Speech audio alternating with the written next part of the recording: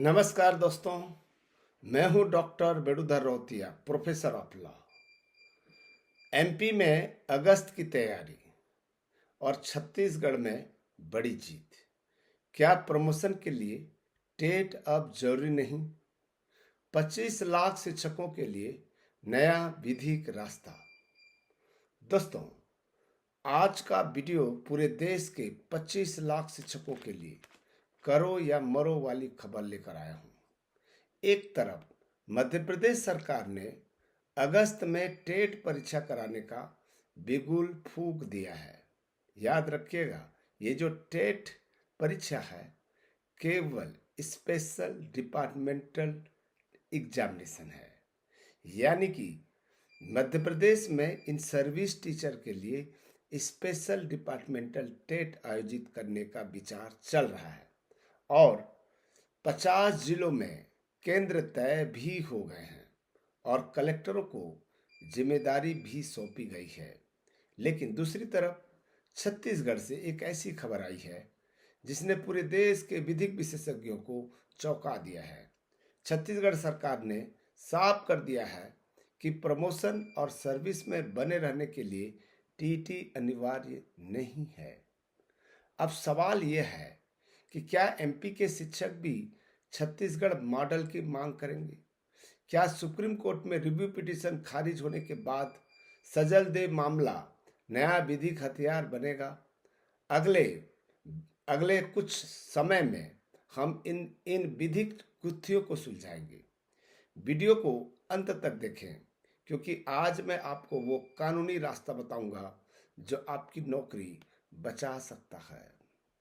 सबसे पहली बात साथियों, पहले मध्य प्रदेश की जमीनी हकीकत देखिए। स्कूल शिक्षा विभाग और कर्मचारी चयन मंडल ने तैयारी पूरी कर ली है। अगस्त में परीक्षा पूरी तरह संभावित है। परीक्षा केंद्र कहाँ कहाँ होंगे?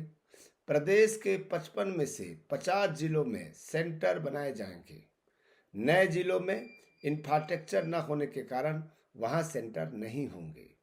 दोस्तों, विभाग ने समर्थ पोर्टल पर स्टडी वीडियो डाल दिए हैं ताकि शिक्षक मोबाइल पर ही तैयारी कर सकें।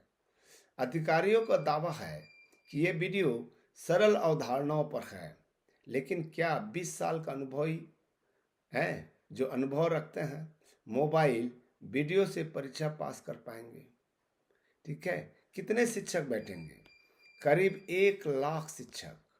ठीक है, यानी कि 70,000 शिक्षा विभाग और 35,000 जनजाति कार्य विभाग इस परीक्षा के रडार पर हैं। साथियों, यह केवल परीक्षा नहीं, आपकी धैर्य की परीक्षा है। अब बात करते हैं उस खबर की जो पूरे देश में आग की तरह फैल रही है। छत्तीसगढ़ सरकार ने अपने नए नियम भर्ती और पदोन्नति नियम 2026 ये 13 फरवरी 2026 में बहुत स्पष्ट कर दिया है।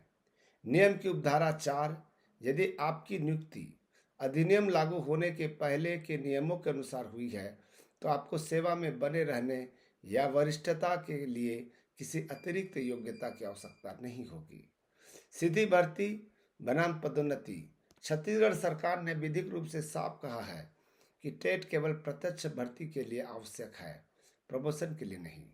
यह पहली बार है जब किसी राज्य सरकार ने इतनी मजबूती से यह पक्ष रखा है कि 2019 या 2026 के नियम केवल नई भर्तियों पर लागू होंगे, पुराने शिक्षकों पर नहीं। क्या यह एमपी, यूपी, बिहार के शिक्षकों के लिए एक लीगल प्रेसिडेंट नहीं है? साथियों, कई लोग कह रहे हैं कि 29 मई 2026 को रिव्यू पिटीशन खारिज हो गई तो सब खत्म हो गया। बिल्कुल नहीं। रिव्यू पिटीशन केवल त्रुटि देखती है, नए तथ्यों को नहीं देखती। लेकिन state of Tripura versus Sajal Deb case जैसा कि फ्रेश केस संवैधानिक प्रश्न उठा सकता है। क्या केवल सर्टिफिकेट ही योग्यता है? क्या आपके 20 सालों का शैक्षणिक परिणाम, आपका क्लासरूम मैनेजमेंट और हजारों विद्यार्थियों का भविष्य बनाना कोई मूल्यांकन नहीं है? विधिक विशेषज्ञों का मानना है कि योग्यता और अनुभव के बीच संतुलन बनाना ही अब एकमात्र संवैधानिक रास्ता बचा हुआ है। कानून की लड़ाई लंबी हो सकती है, लेकिन छत्तीसगढ़ के रुख ने इस लड़ाई को नई दिशा दे दी है। मेरा संदेश साफ है, एमपी के शिक्षक साथियों, अगस्त की परीक्षा के लिए समर्थ पोर्टल का उपयोग करें, लेकिन छत्तीसगढ़ के इस विधिक मॉडल को अपनी मांग का हिस्सा बनाएं। जब एक राज्य कह सकता है पुराने शिक्षकों पर नई शर्तें लागू नहीं होगी, तो पूरे देश में समान कार्य समान गरिमा का नियम क्यों नहीं है। इस वीडियो को हर शिक्षक ग्रुप पे शेयर करें। कमेंट्स में बताएं क्या अनुभव को टेट के बराबर महत्व मिलना चाहिए। चैनल को सब्सक्राइब करें ताकि विधिक जागरूकता की यह मशाल जलती रहे। आपके मन में कोई प्रश्न हो तो जरूर पूछ सकते हैं, ठीक है। मैं लाइव आऊँगा, लाइव कमेंट्स में आपका आंसर भी दूंगा, ठीक है दोस्तों। चलिए मैं विदाई लेता हूँ। नमस्कार, चलिए सीधे चलते हैं आज के इस खास विश्लेषण पर। मद्रास हाईकोर्ट का एक नया और बेहद ज़रूरी निर्देश आया है, जिसने तमिलनाडु टीचर एलिजिबिलिटी टेस्ट यानी टेट के सिलेबस पर एक बहुत बड़ा सवाल खड़ा कर दिया है। एक ऐसी चर्चा जो सीधे शिक्षा प्रणाली के कोर से जुड़ी है। इस विश्लेषण में मुख्य रूप से इन बिंदुओं को समझा जाएगा। शुरुआती टेट नोटिफिकेशन, शिक्षकों की मुख्य परेशानी, कोर्ट में चली बहस और अंत में आया जज का वो अहम फैसला। तो चलिए सबसे पहले उस टीटी नोटिफिकेशन और परीक्षा की शुरुआत पर नजर डालते हैं। इस टाइमलाइन पर गौर करना काफी दिलचस्प होगा। 13 फरवरी को तमिलनाडु सरकार कक्षा 8 से 10 तक के लिए टेट का नोटिफिकेशन निकालती है। एग्जाम्स होने थे 4 और 5 जुलाई को।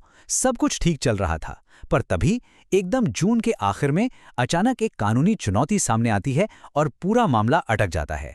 एकदम लास्ट मिनट ट्विस्ट। असल समस्या की जड़ छिपी थी पेपर 2 के मार्क्स बांटने के तरीके में। देखा जाए तो तमिल, इंग्लिश और चाइल्ड डेवलपमेंट के लिए तो 30-30 मार्क्स तय थे, लेकिन मैथ, साइंस और सोशल साइंस को सीधे 60 मार्क्स का भारी भरकम वेटेज दे दिया गया। ये तो वही बात हुई कि पलड़ा एक तरफ बिल्कुल झुका दिया गया। यही वो आंकड़ा था जिसने इस पूरे विवाद को जन्म दिया।